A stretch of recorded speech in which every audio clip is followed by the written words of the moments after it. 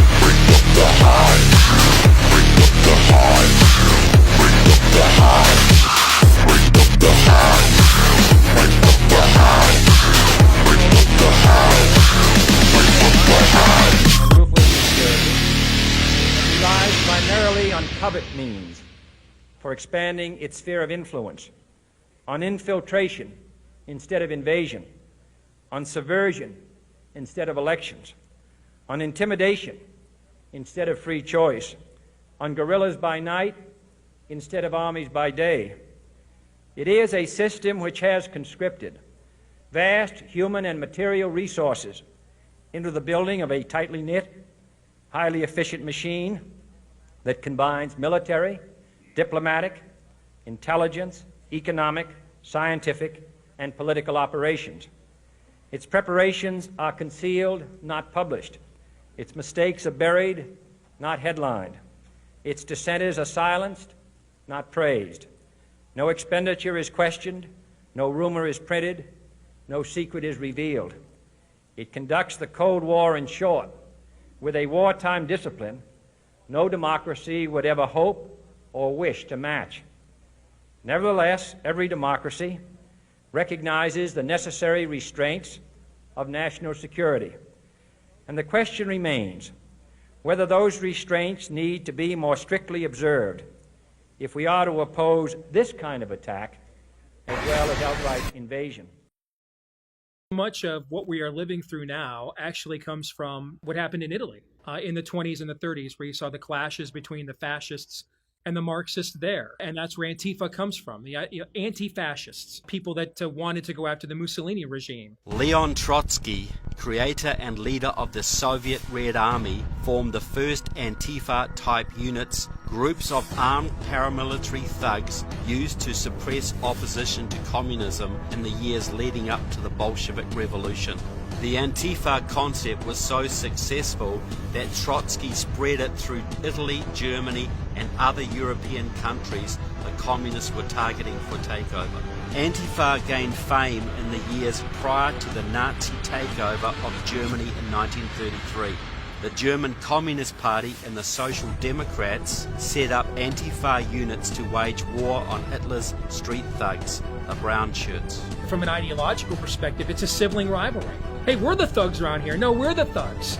Hey, we're the gangsters here. No, we're the gangsters. Hey, we're the tyrants here. No, we're going to be the tyrants. After the Nazis destroyed Antifa and the Communist Party, many former left-wing militants switched sides to the Nazis. It would make sense they would switch sides to the Nazis because they have the same exact plans. They have the same exact schemes.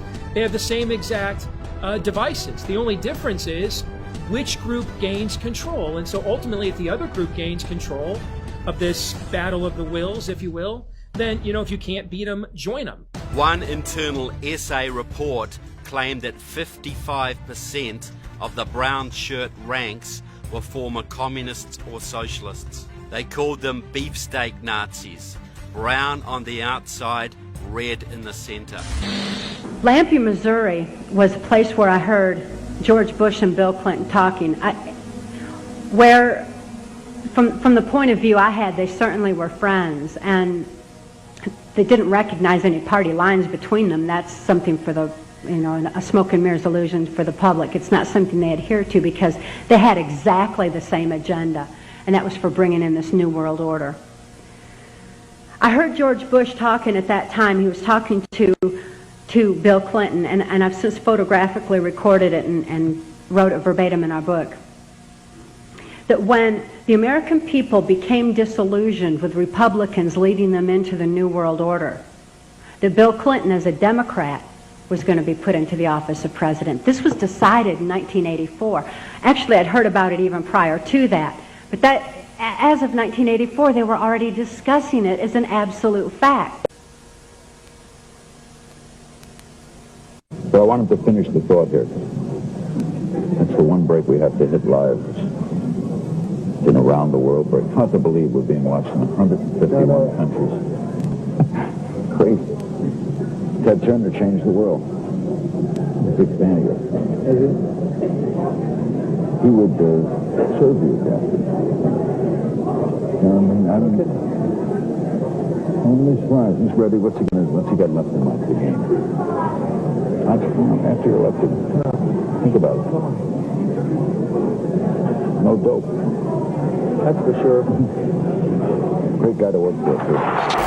Where he ran into the SDS, which was eventually turned into the Weather Underground Group, which is a domestic terrorist group from the 1960s and 70s. My father was the only FBI informant that was able to penetrate this group when they went underground. He was their runner. He would run messages between the Central Committee and other groups. And so he knew what the main characters in that group were doing at all times. He watched them plan bombings, watched them plan many acts of violence, and Antifa reminds me of the Weather Underground, just 30 years later. So one of the leaders of the Weather Underground, who I know your father knew very well, was Bill Ayers. Yes. The famous professor from Chicago. Yes. Who mentored Barack Obama. Yes. Bill Ayers is involved in the leadership of Refuse Fascism, one of the main Antifa groups nationally, actually. Yeah. A front for the Revolutionary Communist Party. How does that make you feel, seeing that man who your father knew back then as a terrorist, now leading Antifa today? Angry. I'm angry. This man should be in jail. Him and his wife, Bernadine Dorn, they should both be in jail. They should not be out. It makes me angry because he's out there pushing this, but not only is he out there pushing this now, he's been allowed to push this in our schools for decades. And I firmly believe that his teachings, just him and the liberal teachings, have made Antifa what it is. Once an undercover FBI informant inside the terrorist Weather Underground organization. This violent revolution they want to bring about for social justice and peace. But how are they planning on bringing about social justice and peace by putting bombs in places where they would kill innocent people? Well, these guys actually believed that they were capable of overthrowing the government. They honestly believed that they were going to succeed, and that the only way to accomplish this goal of creating a communist society and government here in the United States was by strategic sabotage. I was curious about your stance on capitalism and what you think is hate it. About You want me to elaborate the point? Down with capitalism. I prefer the word progressive, which has a real American meaning, going back to the progressive era at the beginning of the 20th century. I consider myself a modern progressive. In America, almost all major Antifa violence has occurred in cities where the police are reined in by far-left, Democrat-controlled city councils. Boston, New York, Washington, D.C., Charlottesville, Virginia, Portland, Oregon, Oakland, San Francisco, Berkeley, California. We found evidence of considerable Antifa Democrat interaction. We've spoken with some of the folks with Black Lives Matter that are familiar to us, and they have tried, and they understand this is not them. This is an anarchist group that is hijacked and inserted itself in the larger crowd. This is the Portland Police Bureau. This area is a restricted access area. Breaking news, the city of Portland, a riot zone tonight. At least 4,000 protesters in the streets, windows smashed, buildings spray painted, cars damaged. The big question, did police wait too long to move in with riot gear? At 11 o'clock.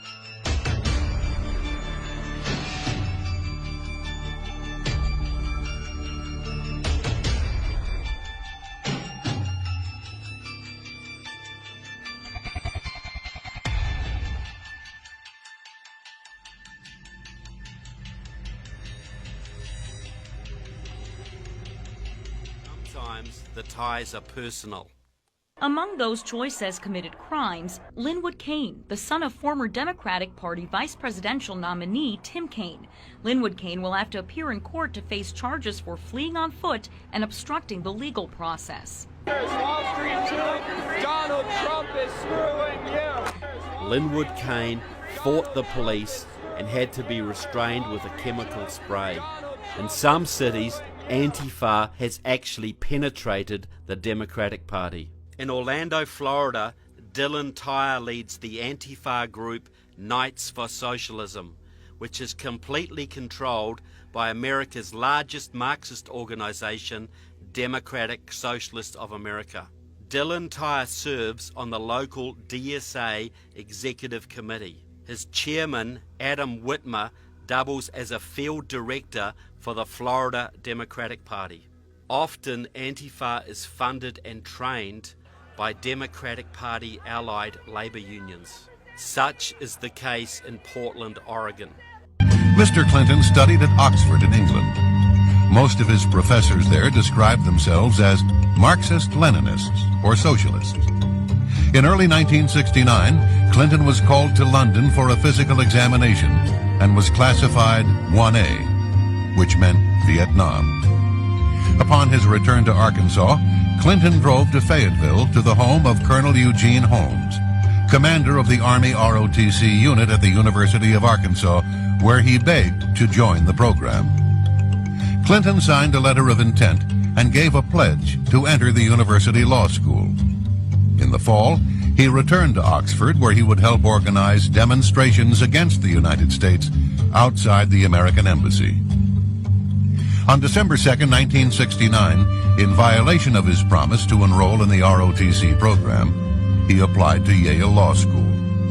On December 3rd, he wrote a letter to Colonel Holmes stating, quote, "Because of my opposition to the draft and the war, I have great sympathy with those who are not willing to fight, kill, and maybe die for their country, unquote. Mr. Clinton was described as a moocher and with no apparent income. Yet he left England for a 40-day trip to Scandinavia, the Soviet Union, and Czechoslovakia. Clinton stayed at one of Moscow's most exclusive hotels, the National. Clinton went on to Prague, where he stayed with Oxford friend John Kopold's parents, who were leaders in the Communist Party. The grandfather was a founder of the Czech Communist Party and a member of the party's Central Committee. In fact, Communist Czechoslovakia had been a training area for international terrorists. Shortly after Clinton's return to America, his friend Jan Kopold died mysteriously when he fell from the upper floors of a derelict building in circumstances that were unclear. Another close Clinton friend and a fellow draft dodger at Oxford was Frank Aller. When he returned to Spokane, Washington, he was found shot to death in September 1971. His death was ruled a suicide. Just be grossly generalistic. You could put half of Trump supporters into what I call the basket of deplorables. Right? The racist, sexist, homophobic, xenophobic, Islamophobic, you name it. This is called concept creep. Activists expand the meanings of words to advance their agenda. To Antifa, fascist now means anyone who opposes socialism. Racist means anyone who voted for President Trump. There are two steps in this process. First, vilify and dehumanize your enemy. Second, destroy your enemy. Senator Obama's campaign has also accused the press of mischief-making related to another Obama associate, one who lives just a block or two away. Most Americans, if you told them their neighbor had set bombs, even if it was a long time ago, would probably be a little unnerved by that. On the morning of September 11th, 2001, readers of the New York Times found these chilling words: "I don't regret setting bombs. I feel we didn't do enough." Spoken by a forgotten American radical, they would later come back to haunt Senator Obama. In 1995, future Senator Barack Obama was feted at a fundraising event in his Chicago neighborhood. The event was hosted by William Ayers and Bernadine Dorn. In the late 60s and early 70s, Ayers and Dorn were the leaders of a violent terrorist organization, the Weathermen. The Weathermen participated in more than 20 bombings over a decade. Ayers admits to bombing the New York City Police Headquarters, the Capitol, and the Pentagon. In 1981, 4 people were killed when a Weatherman robbery of a Brinks armored car went awry. Ayers stated the Weathermen's philosophy as follows: kill all the rich people, break up their cars and apartments, bring the revolution home, kill your parents. That's where it's really at. After 11 years on the run, Ayers and Dorn turned themselves in. Subsequently, they were acquitted due to tainted evidence from illegal wiretaps. Said Ayers, "Guilty as hell and free as a bird." When the association with William Ayers was brought to the senator's attention, his response again never really settled the question of his judgment. This is a guy who lives in my neighborhood, who's a professor of English in Chicago, who I know and who I have not received some official endorsement from. He's not somebody who I exchange ideas from on a regular basis. And the notion that somehow, as a consequence of me knowing somebody who engaged in detestable acts 40 years ago when I was 8 years old, somehow reflects on me and my values doesn't make much sense, George. Barack Obama really couldn't bring himself to say, you know, I really don't like that guy. You know, kids are out of control today. Duh. You know, I was out of control a few years ago myself. That was too much for him to say. He had to talk about what a decent fellow he is and what a good professor, how he's worked on education policy. Well, you know, Hamas has a widows and orphans fund, but that doesn't change the fact that their day job is creating widows and orphans. The Obama-Ayers relationship goes further back than the 1995 political coming-out party at Ayers' home. Obama was chosen as chairman of the board of the $50 million Chicago Annenberg Challenge. Ayers wrote the grant that founded the CAC and would have been closely involved with Obama's selection. They appeared on panel discussions together, and they served as directors of the Woods Fund together. Obama's affiliation with Ayers is made more troubling by the fact that neither Ayers nor Dorn are in any way repentant about their terrorist past. Barack Obama is saying, well, take me at my judgment. Well, your judgment puts you in bed with Ayers and Jeremiah Wright. You know, what more do we need to see to say, you know what, this may not be the judgment we want in the Oval Office? That a person continues to sort of build relationships and alliances with people who turn out to have nefarious backgrounds. That ought to give one pause. The ideology of communism, the ideology of sort of those people in the 70s that you mentioned were out there in the streets. For a great part of the United States, certainly in the Democrat Party, those people that were out there in the 70s, Bill Ayers comes to mind, are now tied to the highest levels of the Democrat Party, the highest levels of the U.S. Senate, the highest levels of the U.S. Congress. They find themselves in many places. George Soros, Wall Street, a billionaire. And so having this amount of money tied to those ideologies is now, we're now seeing that even though, okay, the government, the infrastructure of the Soviet Union, certainly, but the ideology of communism was not defeated. When we were in Portland, there was actually Antifa training that was happening Saturday before the rally in Portland on Sunday. There were posters planted all around Portland that our guys got pictures of. They wanted me to go in, and we were going to try to send a couple of our people in there just to find out what they're doing. And I was willing to do it. I said, okay, but I didn't make it in time. So they tried to send a couple of other people that I know in there. They immediately they were stopped before they could even get up the driveway. What's interesting is that the training happened at the Labor Union building. Yes, it was going on there, and then one of the Antifa people, of course, they all have bandanas on their face, so you can't see who it is. He said he wanted to make it known that not only did they own that building, but they owned 3 or 4 blocks, like the whole, all around there. That our guys needed to get out of there, like right now. Very organized. It was very, very organized. It wasn't a cheap looking building. It was very nice from what I saw the pictures. That's not college kids just protesting. There's money behind these people. Lots of money. While researching the funding of these radical groups, I came across information from the Capital Research Center.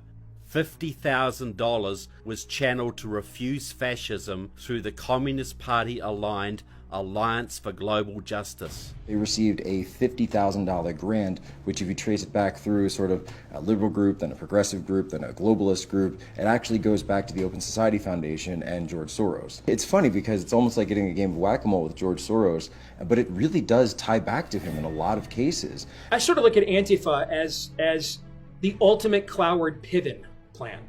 They're like the ultimate expression of the Cloward-Piven plan. And if you know that analogy, these were 2 professors at Columbia University in another era who took a look at America and realized she was never going to knowingly adopt Marxism because there's just too much freedom and prosperity out there. People aren't going to give that up without a fight, right? So instead, overrun the system with victimology, overrun the system with bureaucracy so that the system collapses. And then they feel as if they have no alternative but to turn to government to save us. Antifa is after the exact same thing. Create enough chaos in the streets, create enough bloodshed in the streets, people lose faith in their government. Chaos is the friend of the Marxists.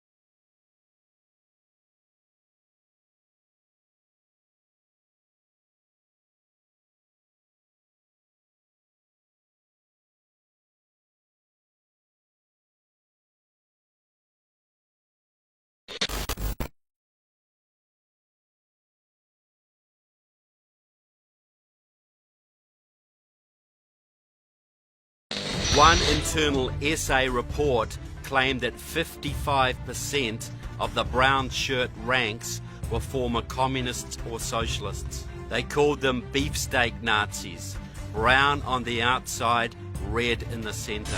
George Bush is a communist. I mean, he's nationalized more companies, private companies, than Hugo Chavez has, as far as I know. Certainly in greater wealth those companies are than the ones that Hugo Chavez nationalized. Right now, America might have more nationalized private companies. Well, they're no longer public. They've been nationalized by George W. Bush, the communist, than Russia does. It's unbelievable. You think I'm kidding? I'm not kidding. He just nationalized a couple of weeks ago Freddie Mac and Fannie Mae. They're gigantic. Their effect on the economy is valued at about $1 trillion. Okay, now that's not their net effect, not their net value necessarily, but their effect on the economy. And he just put out an $85 billion loan to bail out AIG, the largest insurer. And it's not just a bailout. We bought AIG as the taxpayers. Congratulations, you're now the proud owner of AIG. The American taxpayer now owns 80%. To be accurate, 79.9% of AIG. We are the majority shareholder. Now, I don't know what we're going to do with it, but we bought it. I guess if this is a new version of the Colin Powell rule. If they break it, we own it. And that's what's happened here. That's funny because I remember conservatives and Republicans saying, oh, yeah, socialism, health insurance, oh, we don't want socialized medicine in America. And what is tremendously ironic is now the only insurance in the country that has not been nationalized is health insurance. Because all the rest of the insurance is what AIG covers. They're an insurance company. So the government can run all the insurance, except health insurance, that would be socialized medicine.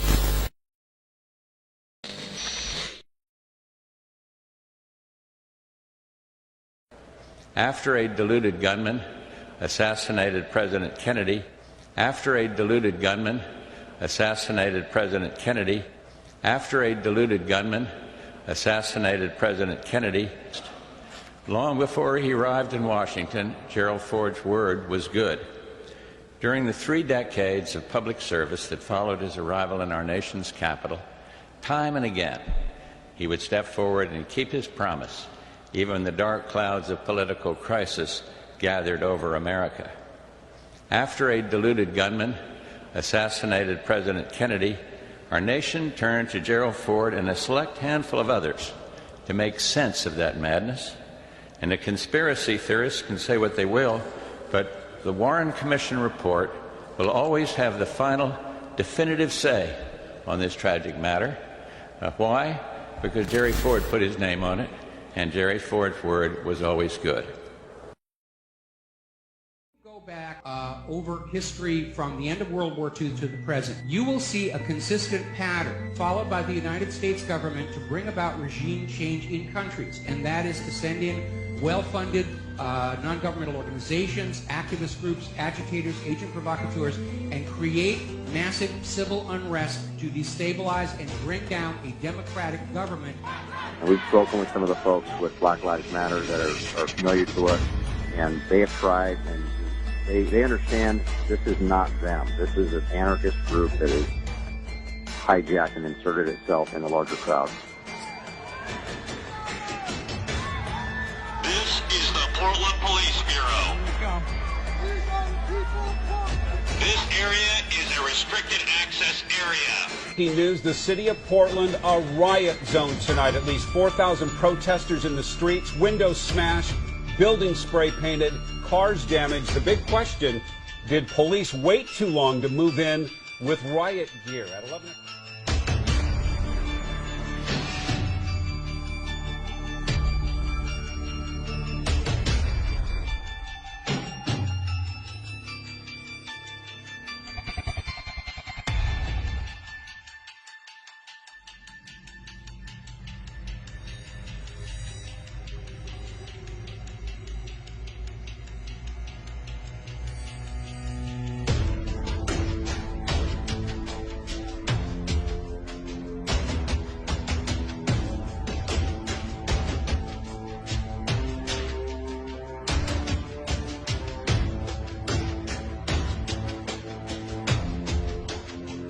Greetings, sleepers. The totality of what is revealed in the 3 hacked documents show that Soros is effectively the puppet master pulling most of the strings in Kiev. Soros Foundation's Ukraine branch, International Renaissance Foundation, IRF, has been involved in Ukraine since 1989. His IRF doled out more than $100 million to Ukrainian NGOs 2 years before the fall of the Soviet Union, creating the preconditions for Ukraine's independence from Russia in 1991. Soros also admitted to financing the 2013 to 2014 Maidan Square protests that brought the current government into power. Soros foundations were also deeply involved in the 2004 Orange Revolution that brought the corrupt but pro-NATO Viktor Yushchenko into power with his American wife who had been in the US State Department. In 2004, just weeks after Soros International Renaissance Foundation had succeeded in getting Viktor Yushchenko as president of Ukraine, Michael McFaul wrote an op-ed for the Washington Post. McFaul, a specialist in organizing color revolutions, who later became US ambassador to Russia, revealed, "Did Americans meddle in the internal affairs of Ukraine? Yes. The American agents of influence would prefer different language to describe their activities: democratic assistance, democracy promotion, civil society support, etc. But their work, however labeled, seeks to influence political change in Ukraine." Anyone familiar with the history of the Soros Open Society foundations in Eastern Europe and around the world since the late 1980s, will know that his supposedly philanthropic democracy-building projects in Poland, Russia, or Ukraine in the 1990s allowed Soros the businessman to literally plunder the former communist country's wealth, according to the New Eastern Outlook. During the 2016 presidential cycle, Soros committed $25 million to the 2016 campaign of Hillary Clinton, per the standard Clinton operating procedure. This was indicative of the symbiotic relationship of favors between the billionaire and his array of political puppets across the globe. As a testament to the power wielded by Soros, contained within WikiLeaks' recent release of hacked DNC emails, is a message from billionaire globalist financier George Soros to Hillary Clinton while she was US Secretary of State, that clearly reveals Clinton as a Soros puppet. Found within the WikiLeaks Hillary Clinton email archive is an email with the subject "Unrest in Albania," in which Soros makes clear to Clinton that 2 things need to be done urgently. He then directs the Secretary of State to bring the full weight of the international community to bear on Prime Minister Berisha and appoint a senior European official as mediator, revealing the influence he wields within the corridors of power. Soros then provides Secretary of State Clinton with 3 names from which to choose.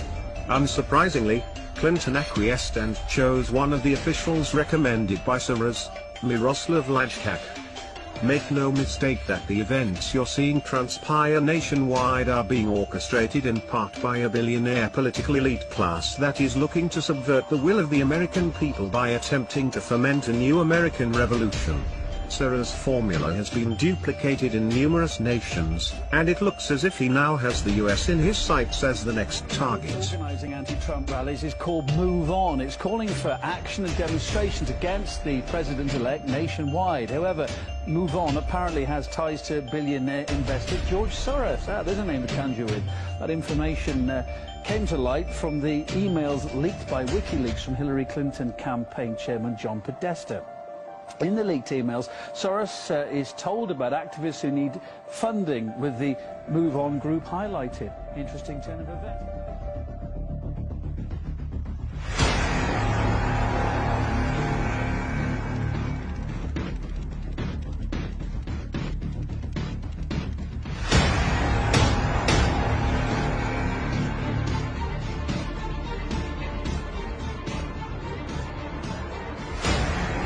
We are legion. We do not forgive. We do not forget.